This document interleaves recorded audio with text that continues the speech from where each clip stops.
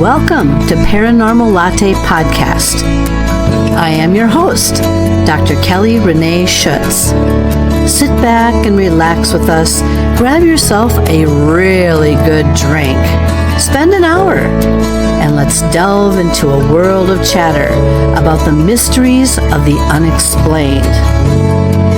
Whether you are a skeptic or a believer makes no difference. It's not always in your imagination. Enjoy your day. Now that was good.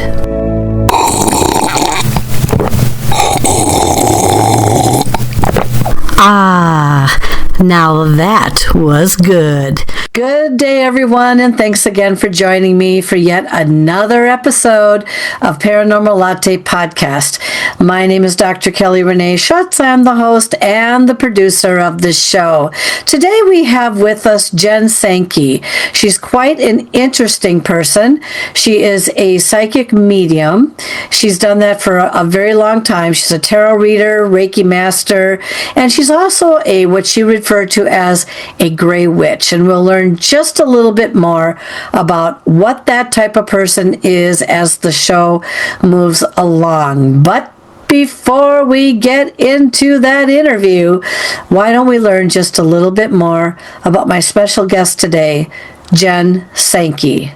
Our guest this evening is Jen Sankey. Jen is an author, deck creator, tarot reader, professional witch, paranormal experiencer, and speaker. She blends tarot, lunar magic, and spiritual guidance together to create transformative tools.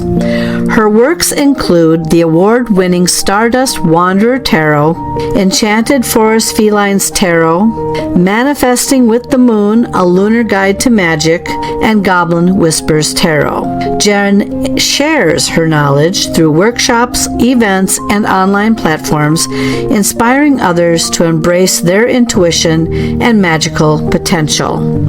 From a very young age, Jen was having also paranormal experiences.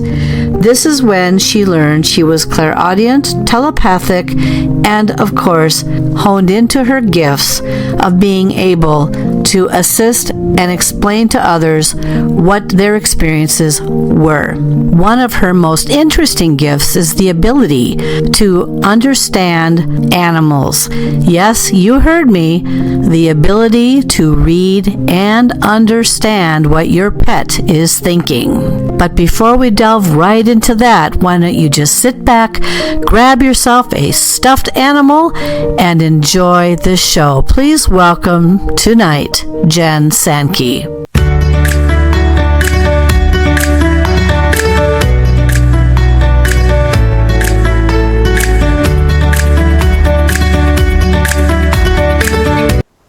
Well, welcome back, Jen. So glad to see you again. It is awesome to see you too. I'm excited to be here. Yeah, most people don't realize, but I had Jen on another show of mine quite a while ago, and I thought, you know what, let's see what she's up to. So we've got her back, and you've got her for today, and you're going to enjoy this one. So sit back and enjoy. Here we go. So Jen, one of the things that we're going to do what is called get acquainted here for just a moment, and we're going to start out with, I'm going to have people tell you just a little bit about yourself, and then we'll evolve this into how this all unfolded and evolved along the way. Okay, my name is Jen Sankey, obviously, and I am a practicing witch, author, tarot reader, energy healer. I actually just blanket it usually with professional witch because most of us have so many modalities, it would take the whole hour to name them all off. So just do things, witchy things. And I do a lot of teaching and a lot of speaking as well. And I have been practicing since I was 12 years old. And that's when I learned tarot, or was attempting to learn tarot anyway. And then it just kind of all evolved from there. I live in upstate New York. I live in Massachusetts and in Florida. I'm kind of all over the place. I have 4 boys. Well, I should say guys because they're not boys anymore, but I have 4 guys. They're a little older, but yeah, And I just actually got a brand new kitty named Maisie Moon. And that's cute. Jen, you don't look a day over 25 to me. I don't even know how you managed it. Oh my goodness. All of it. Thank you. It must be her night cream, everybody. We might have to reach out.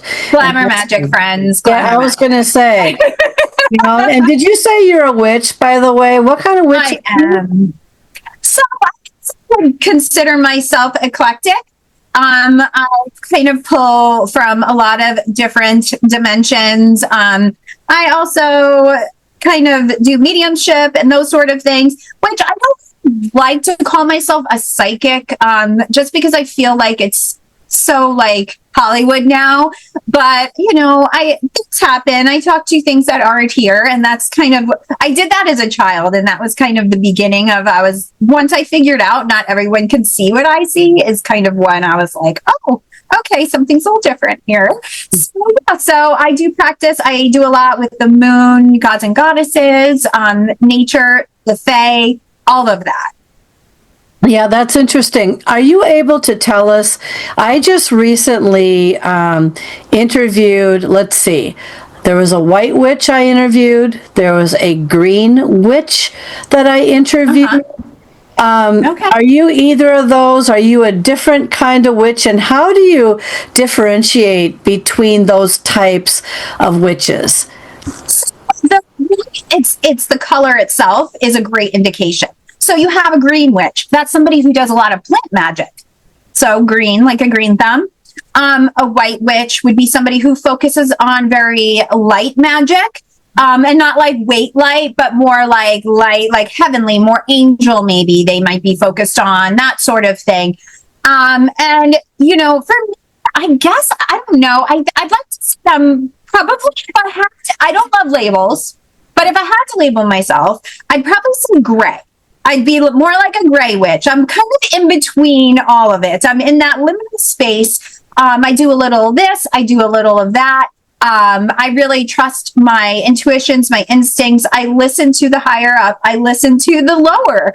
I kind of just really go right in between. So I guess that's, if I had to label myself, I'd say I'm more of a gray witch. That's interesting. I didn't until I started doing this interview stuff with people. I really, the whole idea of the witches, just started to kind of surface up more and more, and it's very intriguing. So a lot of times people think of witches as bad, and I haven't talked to any witch per se that has been bad. They don't necessarily cast negative spell. Some probably do, but I mean, cast negative spells on people or anything like that. They're actually some of them that I've met are actually quite nice and helpful and insightful and very loving, so that's the one thing that I think people misunderstand regarding what a witch could possibly be. Oh, then they're also going,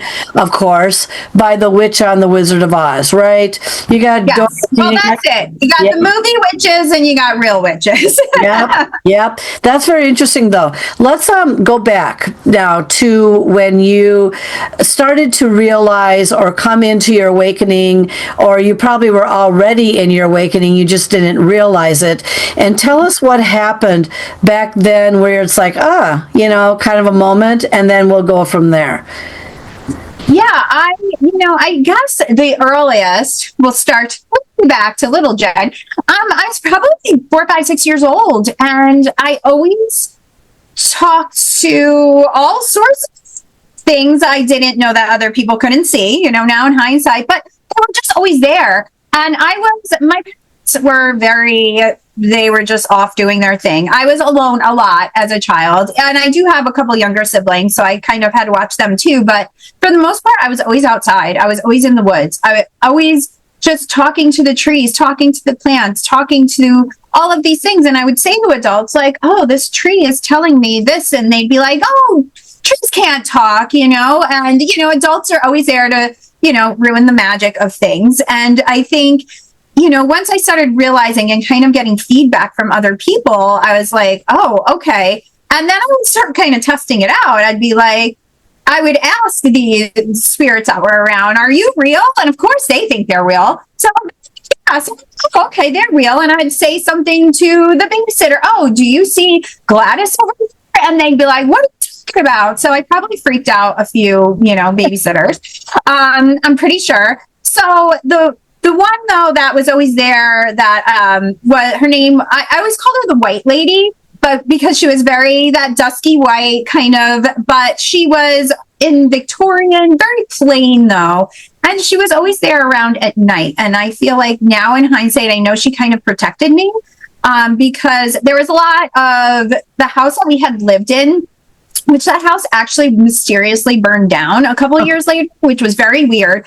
But there was a lot of like kind of shadow people in that house, like very unsettled entities happening there. And she was always at my bed at night and she would jostle me awake, and I would go and hide in my closet or I would hide under my bed because also my dad was a drinker. And so he would start getting unruly too. And then like she always kind of protected me and she was always there.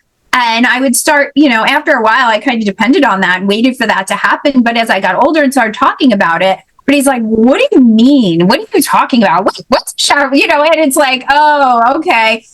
At that point, you just get conditioned to start just keeping it to yourself. Mm-hmm.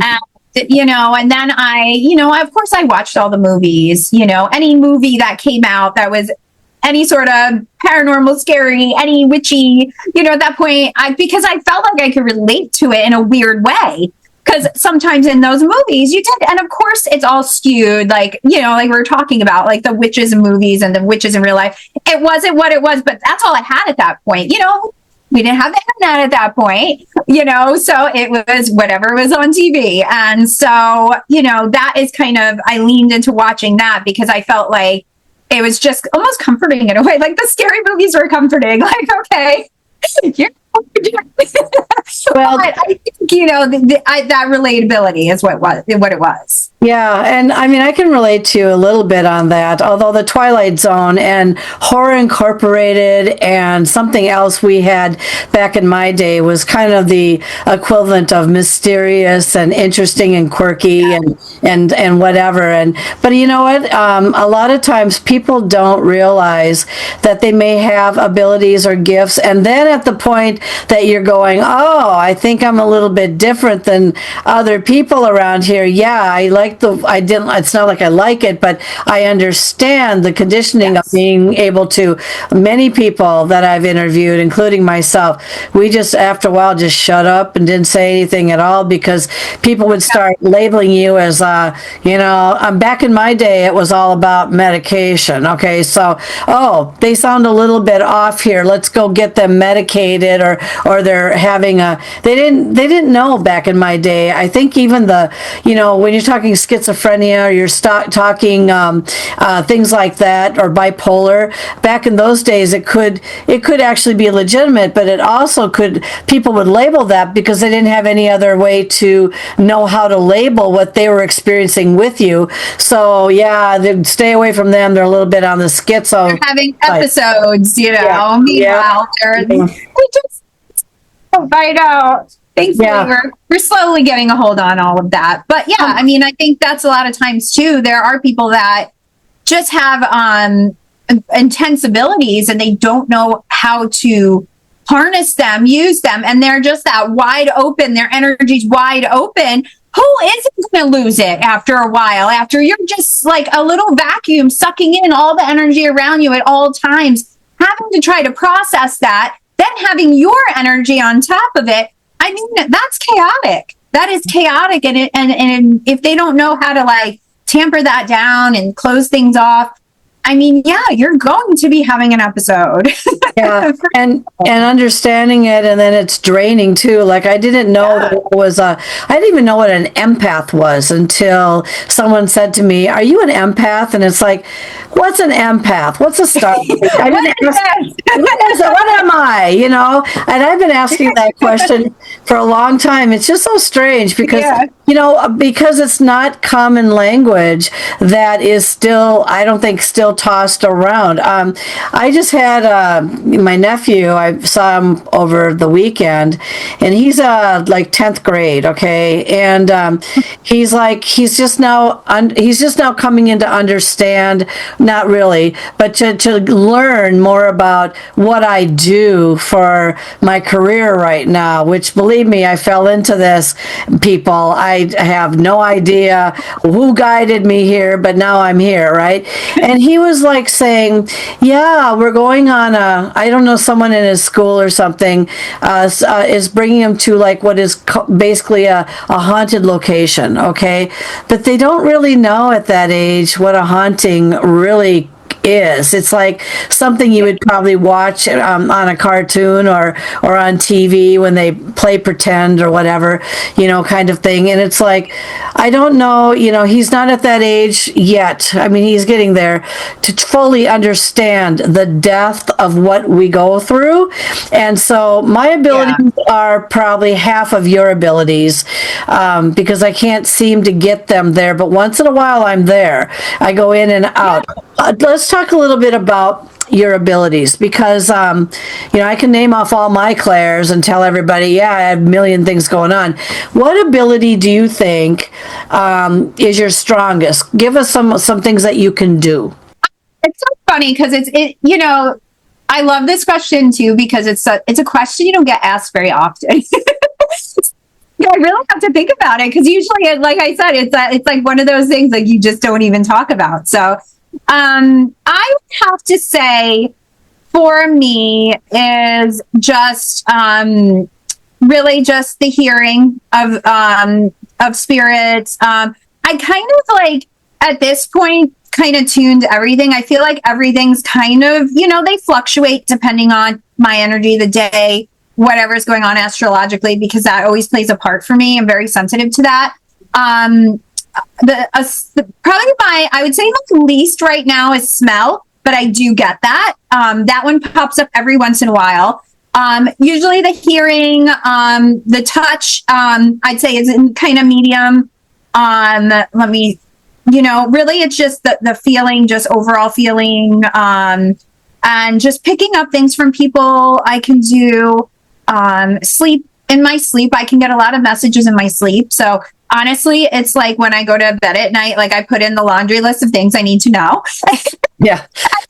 So I do a lot of dream work. So that is a really big thing. And I do like using a candle magic. I read the candle wax. So, which is something not a lot of people do. So that's like, and then even tea leaf reading, the tarot, just using, I like to use the other implements just to kind of deepen the reading and having that visual for other people, because that seems to really work well too. So I think I answered your question. Yeah. I kind of was touching on it. No, I think so. Yeah, no, that's great. That's perfect. Because from that, I'm going to break it down a little bit. Okay, so the first thing that I heard you say was like you do really well for hearing. That's called clairaudient, by the way. Yeah. For those of you learning this for the first time, when you're hearing things. Now, a lot of people in the past would say, oh, you're hearing things in your head? Oh, you must be schizophrenic. That doesn't necessarily mean you're schizophrenic or bipolar, okay? It just means that somehow you might be channeling some a source, or like I do channel. It's not male, it's not female, it's kind of like in between, and it directs me in things that it wants me to do. Example, writing a book, going to a winning slot machine, picking numbers, seeing colors. So let's talk about you. So clairaudient, the ability to hear spirit or something. How often do they come to you periodically? Are they around you all the time? How do they get drawn to you? What kinds of things can you say about that? I think I always have a couple hanging around me. For sure. When I'm at the tavern, I have a 1715 tavern. It wasn't a fully functioning working tavern. Now it's just just our home. So when I'm there, obviously I know it's going to be busy because, and usually it is pretty busy there. So there I have everyone's hanging around me. They just like to follow me around. When I'm doing readings, a lot of times people, loved ones might pop in, or even sometimes it's their higher self will send me messages, like things like they've been trying to get through to them and it hasn't. So they need, and sometimes we do need that other perspective. And that's where, when you go to somebody for a reading, that's where that comes really in handy, because yourself is trying to tell you something and you're not listening. So at least then I could pick up on that and bring it out for you, So, and pets I get a lot of as well. They're one of my favorite because they're very blunt. Mm-hmm. And they're not like worried about any, they're just like, they're like straight shooters. They tell you what it is, and this is what I want. This is what I don't want. So that's always interesting and fun. And I will pick up, on people like them in the store. And this actually goes, I do Reiki as well. I am a Reiki master, and a crystal healer. But when I'm in the store, sometimes I'll be standing in back of somebody in line and my hands tingle. That's how and I'm like, oh, this person needs something, but you can't just go up to people and so it's really that discernment too. That is such a teaching tool, because when, you might come up near someone too, and you might get a message, or you might feel their sadness, or you might feel, you know what I mean? And you can't just go up to them and like, hey, I feel like you're sad. Are you okay? Mm-hmm. So it's again, just trying to hone that and, use it in a way that is helpful, because we all, usually people that are in this type of work are here to help. Like mm-hmm. we are here as servants to help you and have you be the best version of yourself. Yeah, I think you mentioned something really key here. So people might be aware of this show or this, there's a show on for a while, which one I'm talking about. Most people might, where when the psychic would get some messages from somebody and she would be going everywhere to tap people on the shoulder and go, I just got a message for you and I need to tell you about this message. Now keep in mind that not everybody wants to just not disclose, but want to be part of that conversation. They might freak out, or they might get really depressed because of it, or you might put them in a worse mood that they've been in, or they might be happy about it. I mean, it's not, if I had people come up to me in a grocery store as an example and say, you know what, I have a message for you, I think from my end of it, just because I know who I am and I need my space kind of thing, I would probably end up saying to them, thank you very much, but I've got people I go to that will give me those answers when I'm ready. No, I agree. I would never do that. And that's just me again. That's just my thing. Some people feel like that's what they need to do, but I have seen actually like in real time people doing that sort of thing and it not working out. Yeah. Some people are so closed off and they do that, and they do that as a protective measure for themselves. And if you disrupt that, you can throw them into such a tailspin that can end in a very tragic way. So, and to me, that's more of the reader's ego. And if you lead by ego, obviously it's never a good idea, right? In some instances, like if you're doing stuff for yourself, obviously, but to jostle somebody's energy, just to do that, just to kind of get that little, to me, it's yucky and I don't like it. And I don't feel that it's helpful. If I'm near somebody and I feel like maybe like their energy just feels awful, just like throw them a compliment or say something pleasant or just say hi to them. And that's enough. You know what I mean? Because I feel like too, that if they accept that too, and they accept that warm energy, that whatever that message is will find its way through when the time is right for them. Mm-hmm. Not when it's right for me. Mm-hmm. And I think that's so important. Yeah, you're probably one of the first people that finally hit it on the nose. Yes, that's exactly right. Yes, you have. Thank you for that, because I need people to really listen to the last 5 minutes here of what we've been talking about regarding that. It is not that they don't want to help you. It is not that they don't want to give you a message that someone is trying to get through, to give them a message.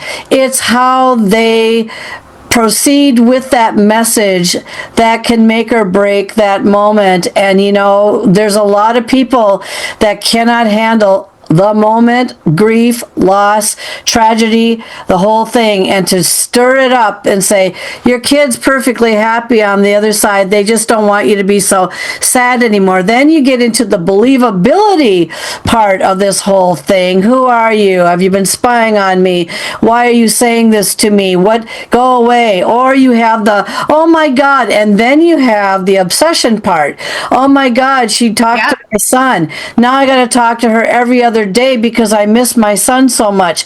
There is so much that goes on when you are meeting someone such as Jen, that has abilities, and she's learning to calm it down or block some of this stuff so it doesn't affect her life to a large degree, but use it in a way that helps people along the way. So glad you brought that up. Thank you so very much.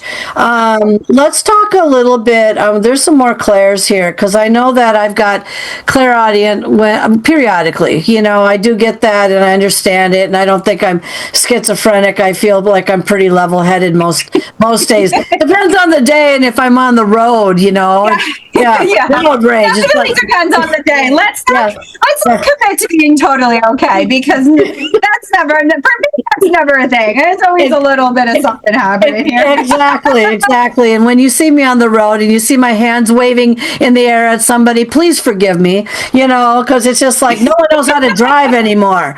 It's just like they go through stop signs and stoplights and this and that.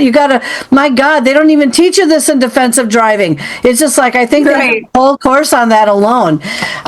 Let's talk about, let's see here. I think visual is interesting.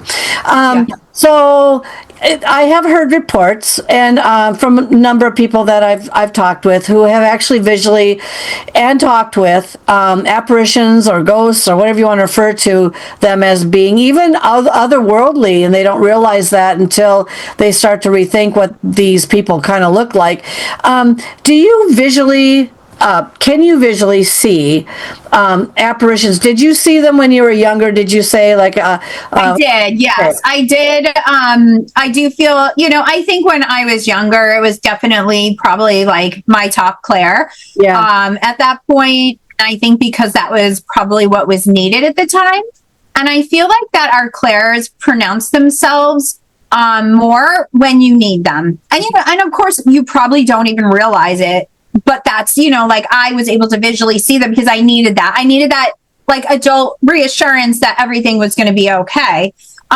So I do see sometimes, and there's times too that I choose not to see them. And I say, just speak with me. I do not need to see your appearance. I do not, because, and for me, that's more of and not that anybody's grotesque looking. Everybody's going to look how they're, they usually look fine. But again, it's just when you can pull from each of these clairs and stack them all together. It's a lot, So I pick and choose. What can I use? Which one will help me get to where I need to go, or what answer I need to get to? Do I need to see the person to get this answer that I'm, speaking to them with? Not really. So why do I need to expend that energy? And it really comes down to that give and take of energy, and of course you can do that, but then you're tapping into ego again. Oh, well, I can see and hear and feel and touch everything, so I'm going to do that with everyone I speak to.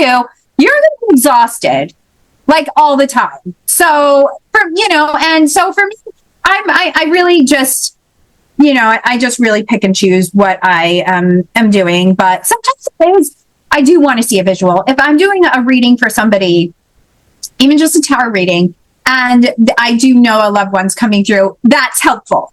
Mm-hmm. This is what they're looking like. This is what they're wearing.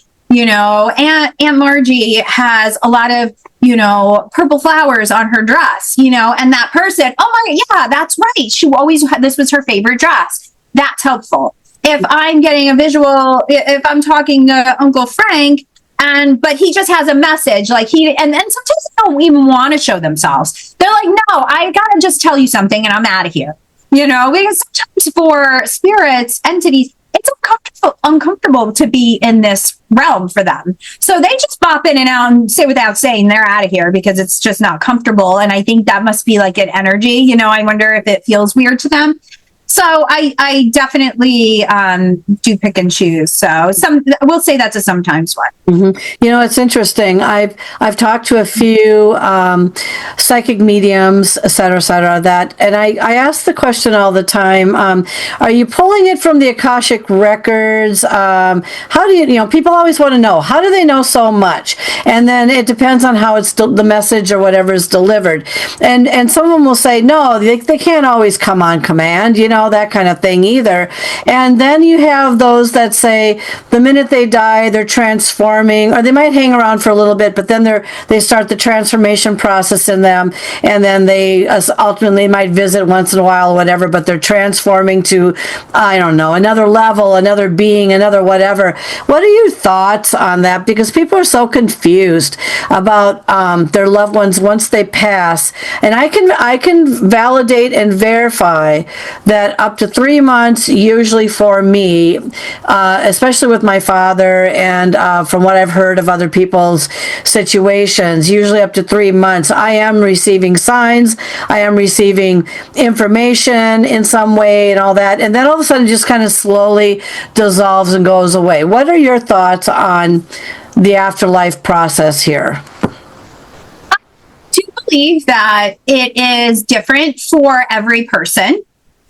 When they pass over, I do think some people are done with this realm and they're like, all right, bye.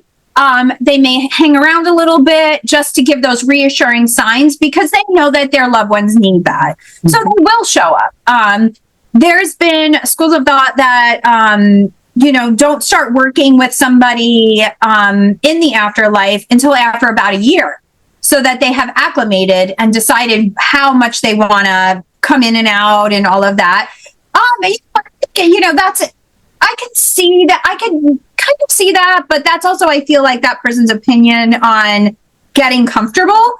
And some people, it's a very personal thing. I think some people pass over and they're ready to go. They're all right. Yep. We're going to be doing messages. We're doing all these things and they want to be active. But there are those people that they just, I'm going to stick around, make you feel better, send you some birds. But you know what? After that, I'm on my way. I think I'm done here and I want to go. But they also may hang around really like kind of far up, I feel like, too.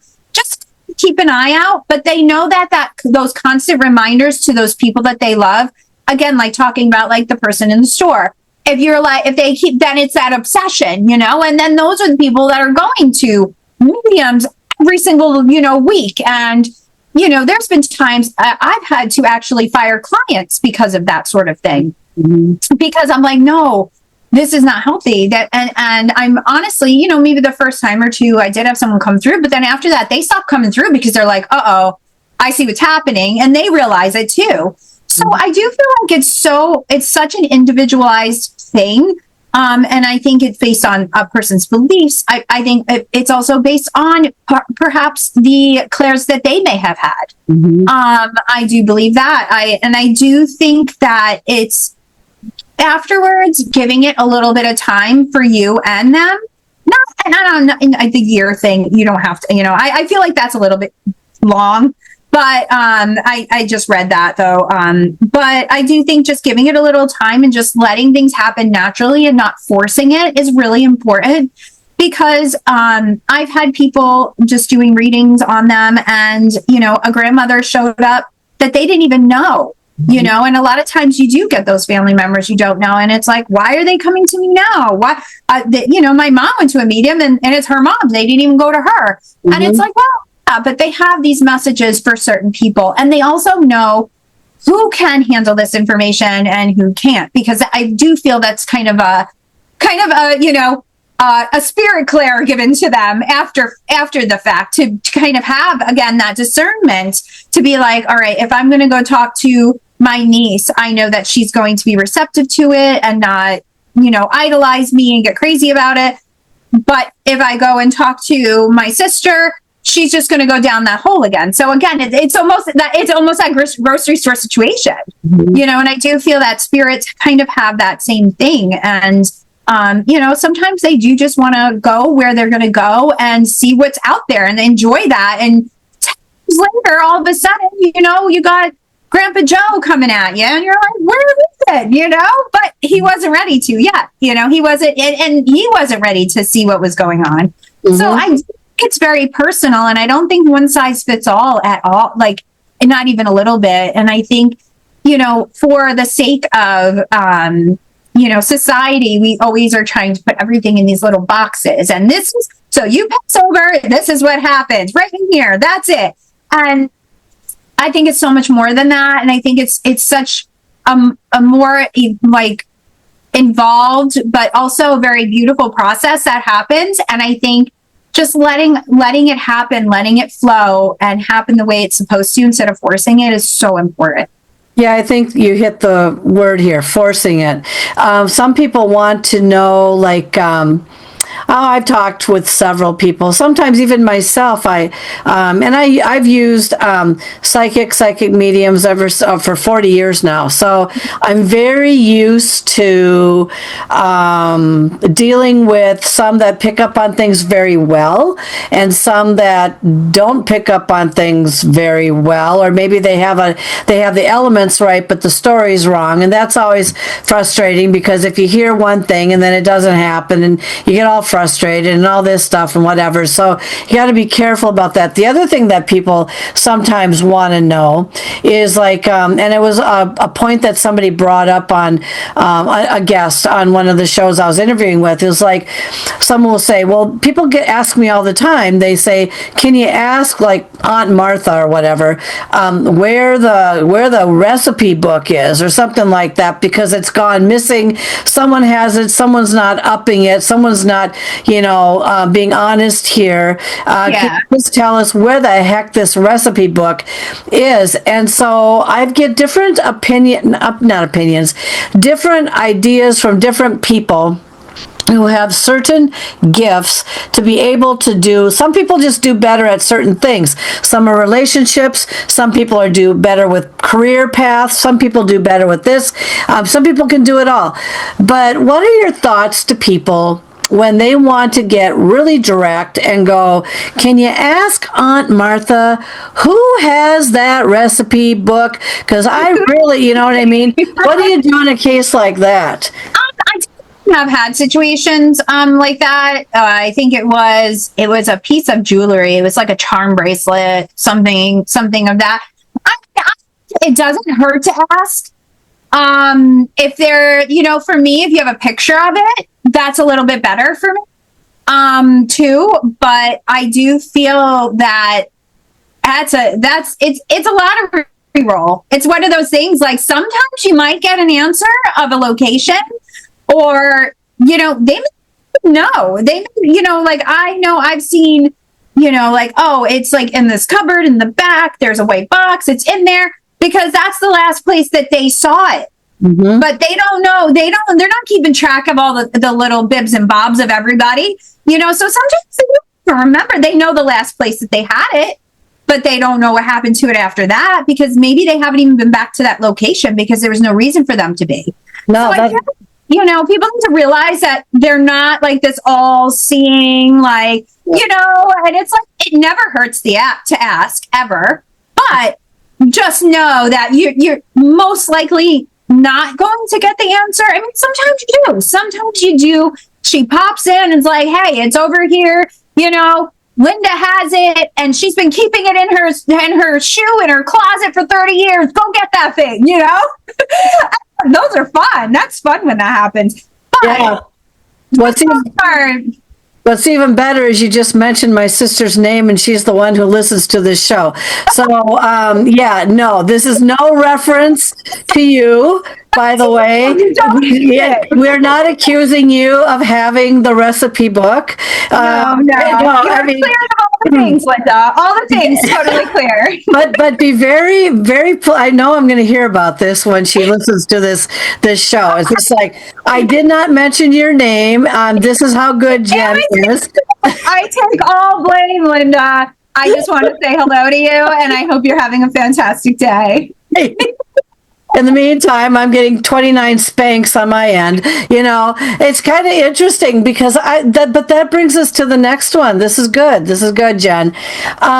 Picking up names. That's a good one because, there are people that sometimes can, and sometimes you got to be careful.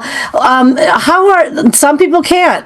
So how do you do with picking up random names like that? Because that's very interesting. Because, by the way, Joe is the name of my grandfather. Okay, and so yeah. Okay. I know. I'm like, okay, that's 2 for 2 here. And I'm like, she's sitting here giving me a reading, and I haven't paid her yet. So, I will be collecting from all of you. Well, my grandfather, yes, he's deceased, and he's been gone for quite a while. But you know what? That does bring up another point, and then I'll get to the name thing in a second. Yeah. They're diehard Catholics when they passed away. And I had asked, my husband is a diehard Catholic, and his parents were a diehard Catholic too. Yeah. I've asked him periodically, do you think you've ever received any kind of a message from your parents? Now, I can tell you, and I can verify it, and I've written about it in my books, both of them. His parents came to me, and to us at one point, but his mother specifically came to me at the point of her passing, which was literally within an hour or so afterwards, and practically blew out my eardrums with a song that was not being played outdoors, by the way. And this is where I was going to our car in another state because we had something going on there, and this Christmas song, which was not even close to Christmas, was just like blowing out my ears. And then I went inside and I said I was delirious and dizzy and all that, and everything looked weird. And I said to him, does the song Silent Night mean anything to you? And then he just stops in his tracks, and he's very upset because his mother just died, and he goes, yeah, it was my mom's favorite song. Go outside right now. It's playing outside. So he goes outside and he couldn't hear a thing. Well, that's because there wasn't anything playing outside. They weren't rehearsing for anything. It was literally blowing out my ears to the point where I couldn't stand it anymore. And that was her message to me that she was okay. But let's talk a little bit about that. And they do come. They did come, but some of them won't come. And we did talk about that. But names, do names come to you when they're introducing, or like they're coming in and saying, I'm Gloria, or whatever the case may be? Is that how these names come to you? You just, all of a sudden, it just kind of pops out. What happens with names with you? Yes, you got like a little prime example of it. They just happen. It just comes out, they just pop up. Or like sometimes I will, if I'm doing a reading, it really depends on where I am. If I'm doing a reading, the name will kind of just pop up like in my head, like in my mind's eye, like I'll just see the name like written. Yep. And a lot of times it's probably written in their handwriting. So I think sometimes, I'll get that. Or like that, like I'm just having a conversation and I'm popping out names because names are popping up. And there's, again, I've been around people and a name pops up in my head, and, and sometimes, if I know them, if I'm close with them, but there's even been family members that I know things have come up and like names and stuff, and I haven't said anything. So I feel like it would upset them.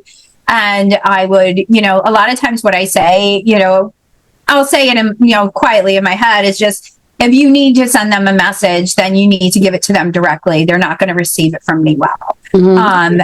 So sometimes I have to redirect them. Mm-hmm. But yeah, I mean, names do pop up in my head a lot, which I guess I never really even thought about it, but I guess I do. Mm-hmm. Well, and colors and sometimes numbers pop into my flashes. I get flashes. Yeah. I have to be very tired, though. I have to be dead tired. I have to be almost depressed tired. I have to be zombie tired to activate. Everything, all those defenses are down. That's why. And that's when you're your most open. And that's why a lot of people, right before they go to bed, like right as they're falling asleep, that's like the best time to receive messages or put out questions, because it's that when all your defenses are down for the day. Yeah, and you had mentioned that, so you're kind of like asking questions and all of this comes to you and stuff. Are you asking on behalf of clients or yourself, or are you trying to see what your next month looks like? What kinds of things come to you? It depends, really on the night. Sometimes I'll just ask things about myself for myself. If I do have a client, and that I talk to and, maybe like a question wasn't we weren't able to answer it really clearly, because I just felt like I needed more context or that sort of thing. And I'll be like, you know what, I'm gonna sleep on it, and I'll get back to you. I'll send you a little message if I do get something. And most times I do. For example, actually last night I was thinking about before bed, I told you I'd gotten a kitten, and I was thinking about, next year I have a couple of trips that I have to go on. So I'm like, oh, I got to start getting a babysitter, or a sitter for the cat rather. And so I had a dream last night about that and what the person looked like. So I was like, oh, okay. So now I have an idea of what this person looks like. So when I'm interviewing or looking for that, if that pops in my head, oh yeah, that's the person, then that's probably, I will definitely interview them and see, and then that sort of thing. So that's kind of how I use it. And a lot of times there's even, if maybe I'm really anxious that day for some reason, or I just had a crap day, and I'm just like, what can I do to feel better? Can someone send me some healing energy or that sort of thing? And then, most times, I mean, a good night's sleep always helps, if you are blessed with a good night's sleep, regardless, it's, okay, yeah, I'm feeling a little bit more clear in the morning. And it's a little bit different as just getting a good night's sleep. It's just more like a mentally clear, like, because, sometimes when you go to bed, it's like, right as you're falling asleep too, it's like, everything, every little thing of the day, every little thing, you have to get done. And it's one of those things, like, I'm just like, okay, can you help me quiet my mind? Can you help me? And you know what? Even if you don't work with anybody, gods or goddesses or anything, just try it. It's helpful because it's just being mindful of what's going on in your head right now and just trying to quiet that and teaching. It's almost like teaching yourself to help quiet your mind. And that's like a mindset thing. So where do you think I'm going to give you an example in a second here. So where do you think this information is coming from? I'll give you an example first so you kind of get the context. So I sat in a restaurant for, oh my God, 3-4 hours. I could sit in a restaurant for days. It's my place of peace. It's my place of just calming down and doing what I'm doing. And I struggled with trying to figure out, believe it or not, the name of the show that you're on, but not just this show, but other shows that I also have on. This one, namely Paranormal Latte. I also have to mention Haunted Mysteries, Phantasm, all these shows that I have. And I just struggled. And guess what? So I went to bed that one night. I said, I just don't know. I said, I have no clue what names I should be looking for these new podcasts that I'm doing. And in the morning, guess what? The very first thing that popped into my head as I woke up was, well, for this show and the other shows, Paranormal Latte, Haunted Mysteries, all of that downloaded and just came right into my head. And I said, good one. I said, thank you. I've been struggling with that. But where do you think that's coming from? Because you know what? I never thought about that. Those names. They were, what do you think? I think there's a lot floating around, like up in our higher self, and we aren't giving that the time or the space to actually download what's already there, because there's so much already within us. And, we are conditioned to not trust ourselves, especially as a woman. You are conditioned not to trust anything that your brain thinks. That's just how, and it's awful, and it's slowly getting changed. But I think that's one of those things, is just learning to trust yourself. And then you're going to be amazed at how much downloads you get just from yourself. I do think that if there are, those ancestors, those family spirits are all around, that's an easy way for them to help give you answers. I don't think it's any one thing. I think, again, it all depends on the situation, what's going on. If you do actively work with gods and goddesses, or source, or spirit, or whatever you want to call it, that can be the source of it. I do feel like those everyday questions, though, it comes more from our higher self. Interesting. Well, and a lot of people, like you say, don't give enough credit for that, because we have learned to doubt ourselves for the longest time, and then we double guess on that. But that brings me to an interesting question, because so some people will say, oh, this is coming from your ancestors. I'm thinking of one particular person, by the way, who I think knows you and really likes you. Okay. And if you're listening to this program right now, this is nothing, this isn't an attack or anything. This is just a perspective that just popped into my head that I'm going to ask about. So, I am very much into my genealogy, and I am very much into trying to understand my relatives of the past. And my relatives of the past, like all of ours, have come from a different time, a time where things were thought a certain way. They had to do certain things a certain way. They weren't maybe as advanced as we are now with technology, obviously, and all that stuff.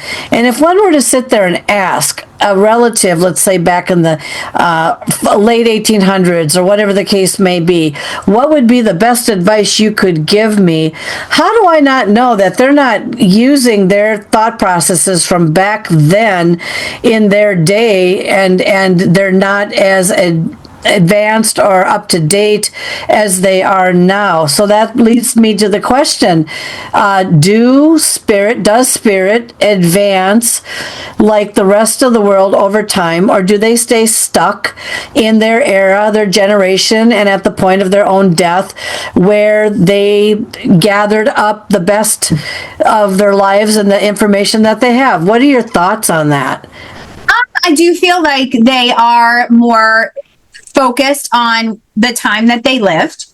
And I do believe that if you are working with ancestors, of course, in our background, there's so many ancestors, and so many that are probably not so savory. So for me, and I love genealogy too, and I don't know a lot of my family history. So when I dive into it, that's the only information I have, unfortunately. But I do know, I have an Italian background, I have a Puerto Rican background, and I have a African Caribbean background.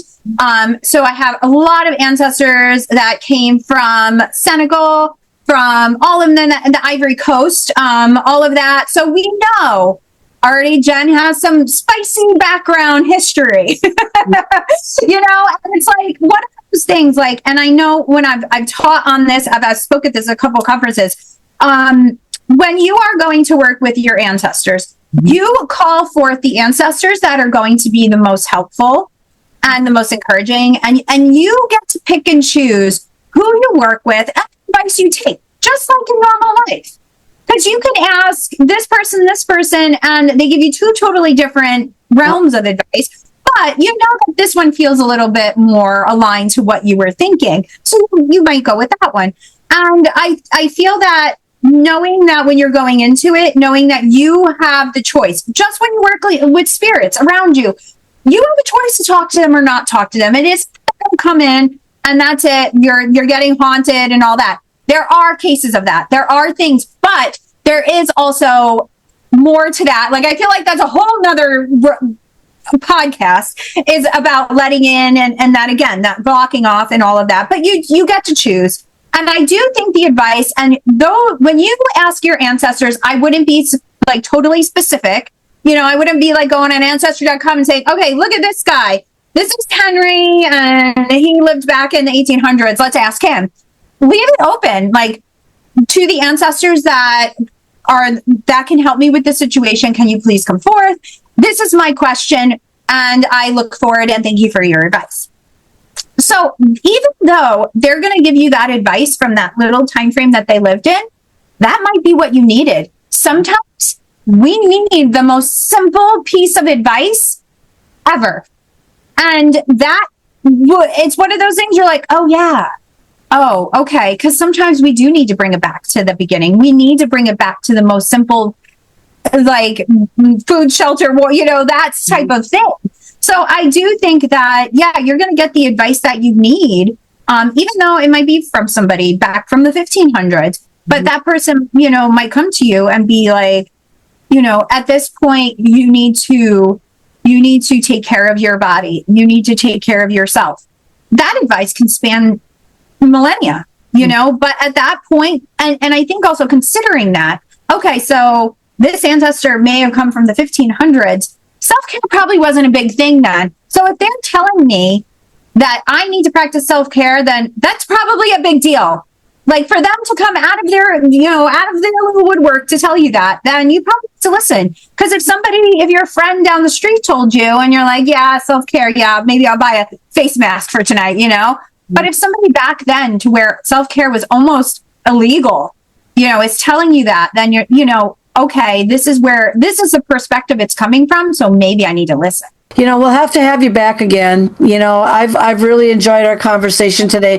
Tell everybody how they can, what kinds of things you have down the pipeline here, what you've got out, how they can get a hold of you, the whole 10 yards. Really, if you look up Jen Sankey or Stardust Wanderer Tarot on anything, I will pop up. I do a lot on Instagram. I'm pretty, which, it filters out to all the other things. But I do have, my book is coming out in February. It's Manifesting by the Moon, a guide to lunar magic. And I'm so excited. It's a total labor of love. My publisher, Llewellyn, and I really worked to get this as perfect as it can be. And it's really for people who work with the moon all the time, and for people who have never even thought about doing it. I really go through and step by step tell you what to do, how to do it, when to do it.